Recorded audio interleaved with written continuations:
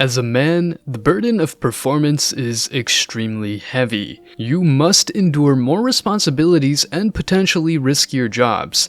Of course, in many Western countries, you have the entire legal system against you in the case of a divorce. This means that if you marry the wrong woman, you'll get financially and emotionally ripped off.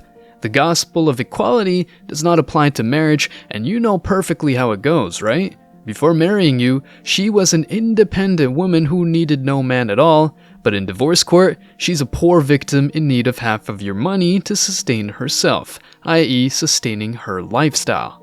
I refer to situations where the man is faithful and respectful, so I'm not even considering the extremes. I hope I make this very point clear enough. Having said that, let's keep going. When a man talks openly about how the wrong woman can ruin the life of a man, many people call him names such as misogynistic, intolerant, and even unfair. Come on, it's not like he hasn't said that all men are angels. Saying that there are many dangerous people out there doesn't make you evil, but rather practical. If I told you that all women are goddesses who deserve to be worshipped, I'd be lying. Many among you have already unplugged from this lie, and I'm very glad you are embracing practicality instead of fantasies. The odds are against the men's favor in many aspects. The legal system, education, media, and TV shows are portraying men as evil or flat-out good-for-nothing scumbags, whereas women are strong, smart, and fantastic. In contrast, you know that when shit hits the fan, society still protects women first, while men might have to do all the dirty work of fighting wars, cleaning sewers, building skyscrapers, and the like. The incentives for marriage are nowhere to be found, and philosophies like MGTOW and communities like Passport Bros are nothing but a byproduct of this.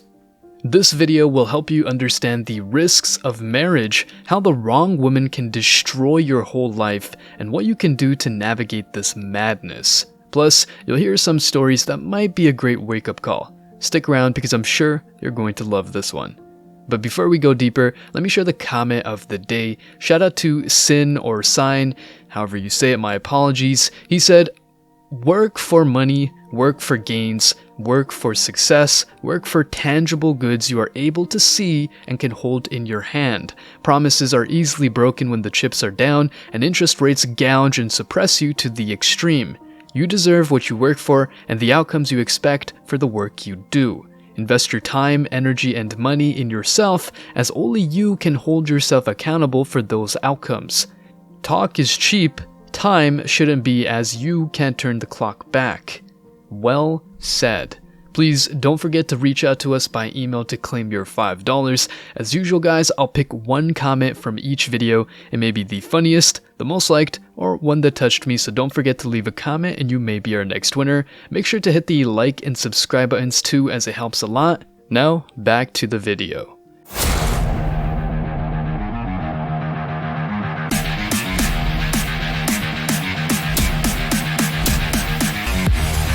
Many men have lost faith in modern-day women, especially in Western countries. Whereas the average man expected his woman to say sweet things such as "I believe in you," "You're great, keep going," etc., the reality is that she's hardly doing any of that. She's probably blaming him for not being good enough, for leaving the toilet seat up, for not being home enough, for working too much, and for any excuse you can think of. Regardless of what the man does, she always comes up with something that is wrong. In other words, she's got a stinky attitude that no man is now willing to stand. If you've spent the whole day hustling to improve your life, the last thing you want to do is fight over menial stuff with someone once you get back home. After negotiating deals, working out ways to make more money, thinking of new workout plans, and many productive activities that take you to a whole new level, you're probably just not willing to argue over bullshit. The thing is that modern day women don't understand this very simple idea, and let's face it, some men invite the wrong women into their lives. That's why before marrying a chick, you must make sure that she's got no red flags, and I've already covered this topic on my channel, so feel free to watch those videos after this one. Plus, I commented on a history of a man who really had a tough time because she married a 304. The video is on the card, so check it out too. The reality is that some men make the mistake of quickly marrying a girl they're madly in love with. That's indeed the problem. As much as Disney and many movies have convinced you to think that falling in love is the best feeling ever, there's no feeling better than freedom.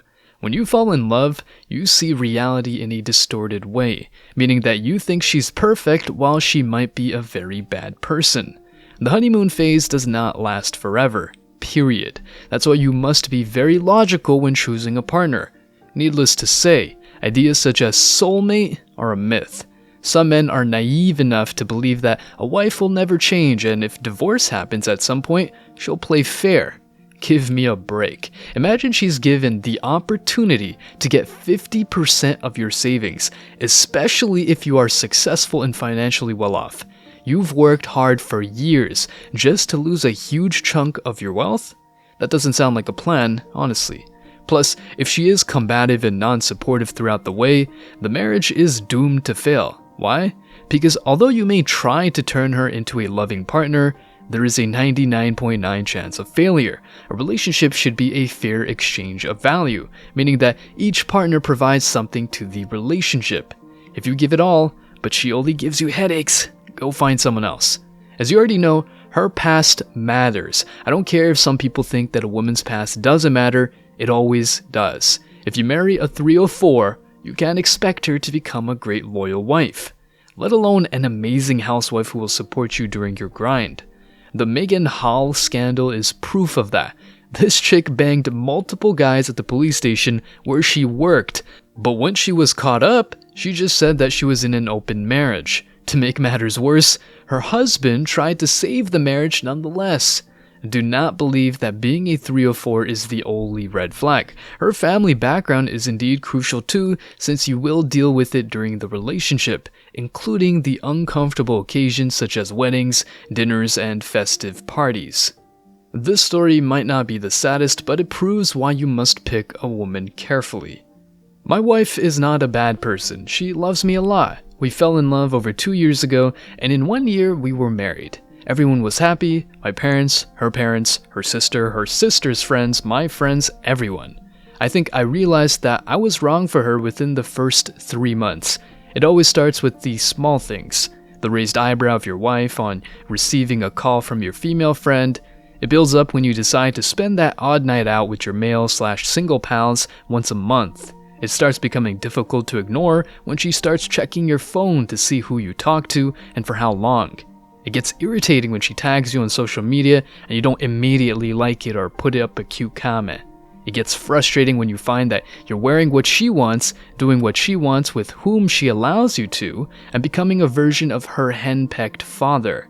It gets claustrophobic when you find out that paying attention to any detail or anyone else will make a huge spat with her invariably sobbing in tears, crashing on the floor with a deafening silence. I've tried everything for her, with her, to her. It's not helping us. I've become a ghost of a man, and I finally know what that metaphor means. Recently, she's taken to channeling her unhappiness towards my widowed mother who lives with us. It's becoming harder not to ask her to leave, but we don't do that in our country. India is a country which seems to emulate a lot of the Western culture, but if a man demands a divorce, he's immediately labeled as a male chauvinist, of immoral character, or worse, impotent. I had promised her parents, especially her father who has a weak heart, that I will take care of her, and I feel myself visiting those lines each time I feel I cannot carry forward. I remember how my mom supported my father, and I cannot see a semblance of that support in my wife. I made a mistake, but now I will lift this burden till I end. Notice that the grass ain't greener on the other side. By wrong woman, I don't only mean a disrespectful wife with a certain past. Not at all. The wrong woman can be someone you are not on the same page with. Imagine that your wife and you have different moral values. Then you'd be doomed to have arguments all the time because you wouldn't agree on how to raise or educate your kids. However, the list of disadvantages is way longer. All in all, the rule of thumb is to be picky with who you choose as a partner. So if you prefer singlehood now that good women are very scarce, I applaud you for that. We're indeed being told that marriage is great, but in the West, men find it difficult to enjoy any benefits due to the legal system as well as the systematic attack on males in general. Keep your standards high and don't let anyone tell you that you're wrong for protecting your health and wallet. Stay strong, guys. As always, I wish you tremendous success. Now it's your turn. What do you think? Do you believe that the wrong woman could mess up your life? Any stories you'd like to share? Let me know your thoughts in the comment section below. Remember that if you leave the best comment, you will get $5. Thank you so much for watching, guys. If you found value in this video, hit the like and subscribe buttons, ring the notification bell so you don't miss out on future uploads, drop a comment, and share it. See you in the next video, guys. Till next time.